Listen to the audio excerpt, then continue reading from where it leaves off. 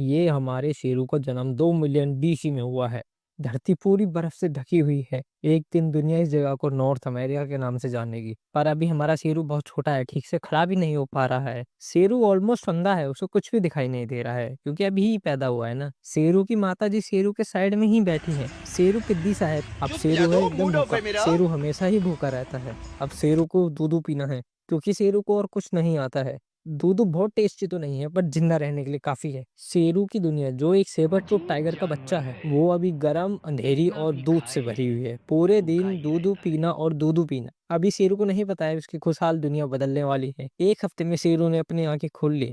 पापी दुनिया इतनी भी पापी नहीं है। शेरू की गुफा में अंधेरा है, बहुत बिच्छा बिच्छा है। शेरू के भ्राता और भागनी और उसकी माता छोटी सी जगह में एकदम एक दूसरे को जगह देने की हेल्प कर रहे हैं। पर सारी परेशानी की बात यह है कि उनके पास खुद जगह नहीं है। शेरू के 3 भ्राता भागनी है, नहीं अब 2 बचे। पूरे दिन हुड़दंग मचा के रखते हैं पर शेरू की माता यही है और पूरा ध्यान रखती है शेरू का ताकि शेरू जिंदा रह सके। क्या है कि हर कोई यहाँ शेरू को पेलना चाहता है पर शेरू के माता पिता परेशान हो जाते हैं शेरू का ध्यान रखते रखते। और शेरू है भी बहुत ज्यादा भुक्कड़। पर अगर शेरू के माता पिता शेरू के लिए खाना नहीं ला पाए तो शेरू एक बहुत खतरनाक चीज सीखता है जिसे बोलते हैं भूखा रहना। अरे पप्पा आ गए, पप्पा आ गए, पप्पा चीजी लेके आ गए। पप्पा ही सब चीज शेरू को सिखाएंगे। कब शिकार करना है, कब शिकार नहीं बनना है, कब खाना है, कब निकालना है। अब जैसे ही शेरू कुछ महीने का होता है तो शेरू के माताजी और पिता उसको सिखाते हैं शिकार करना। शेरू अपने पप्पा को देखता है जो मजे मजे में भैंसा फाड़ देते हैं। अब शेरू भी पप्पा को कॉपी मार रहा है। शेरू ढूंढ रहा है शिकार अपने साइज का और उसे दिखता है खरगोश। शेरू चुपचाप चूहे की तरह खरगोश के पीछे आ जाता है। शेरू मारता है छलांग और शेरू की हुई बेइज्जती।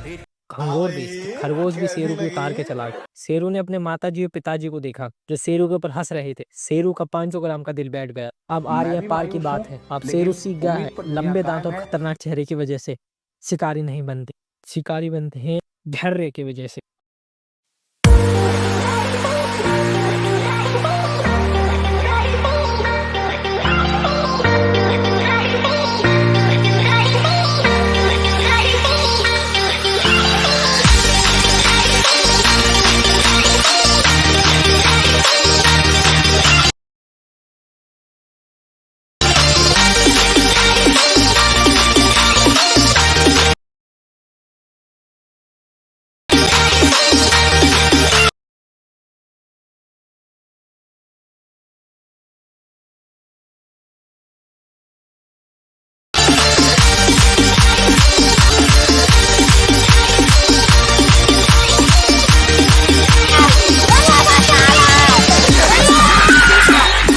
अब शेरू 1 साल का हो गया है और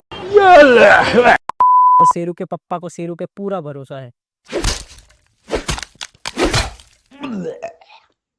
शेरू कूदकर आदि मानव की तरह शिकार कर सकता है पर औकात में रहना है। अपने से 10 गुना बड़े शिकार को लपेटने की कोशिश नहीं करनी है, नहीं तो खुद पे ले जाओगे। शेरू के परिवार ने एक बड़ा सा स्लॉथ देखा और शेरू के परिवार के हीरो शेरू के पप्पा शेरू के पप्पा ने झेड़ पैड स्लॉथ को लपेट दिया और शेरू के भ्राता और भागिनी ने मिनट में ही स्लॉथ को फाड़ डाला। बड़ी दुख की बात है पर स्लॉथ नहीं बचा। पर अच्छे दिन ज्यादा दिन अच्छे नहीं रहते। शेरू अपने घर की ओर जा रहा था और उसने अपनी गुफा में देखा एक नया भ्राता। अब माता पिता ने बहुत गिलिया कर शेरू को घर से बाहर निकाल दिया। शेरू को रियलाइज हो गया कि वो ओनली फैन चालू कर सकता है। अरे मजाक था। अब शेरू ने देखा धोखा सिर्फ उसे नहीं मिला है, उसके बड़े भ्राता और भाग्नि को भी घर से निकाल दिया गया है। अब शेरू सबके साथ मिलकर प्लान बना रहा है। पहला शिकार का पीछा करेगा, दूसरा उसे बचने नहीं देगा और तीसरा नाक के कीड़ों को मारेगा। अब तीनों ने कुछ ना कुछ इकट्ठा कर लिया पेट भरने के लिए, दोनों ने। पर भूखमरी ज्यादा दिन तक सबको एक साथ नहीं रहने देगी। अब शेरू ने एक शिकार किया पर उसके भ्राता ने वो छीन लिया। जैसे तीनों में बंटवारा हो। पहली बार जिंदगी में शेरू अकेला है। इतनी सारी मुसीबतों ने शेरू को ताला बना दिया है। अब शेरू वयस्क हो रहा है, बिना जिन जाए उसके डोले सोले बन रहे हैं। अब शेरू छुपे हुए खाने को कहीं से भी ढूंढ के पेल देता है। अब शेरू बालक नहीं रहा है, शेरू शेर बन चुका है। शेरू ने अपना इलाका भी बना लिया है जहाँ खाने की कोई कमी नहीं है। पेड़ों पे अपने निशान और महक छोड़ रहा है। इलाके के भालू और भेड़ियों को भी पता चल गया है इलाके में एक नया शेर आया है। तभी एक और उससे बड़ा शेर वहां आता है और शेरू की सारी हेगड़ी निकाल देता है। पर शेरू वहां से भाग जाता है। शेरू हट्टा कट्टा बड़ा सा सेबर टूथ टाइगर बन चुका है। जलवा है हमारा। शेरू के दांत 8 इंच तक लंबे हो चुके हैं। पर दुख इस बात का है कि दांत कभी भी धोखा दे देते हैं। बैगन। पर कुछ महीनों बाद शेरू सुंदर सी शेरी से मिला। वो अपने छींकने की शक्ति दिखाती है।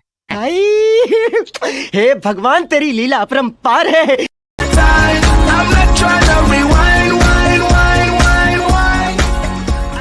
जिसे देख के हमारा शेरू फ्लैट हो गया। अब शेरू और शेरी ने मिलकर अपने कब्जे में बहुत सारी जगह ले ली। और कुछ टाइम बाद शेरू के भी छोटे छोटे शेरू हैं। शेरू की फैमिली मिलकर बड़े बड़े मेहमत भैंसे स्लॉथों को मार के खा जाती है। मिनट से पहले सबको लपेट देते हैं। अब शेरू को लग रहा है इस दुनिया में उसका कब्जा है। जलवा है हमारा।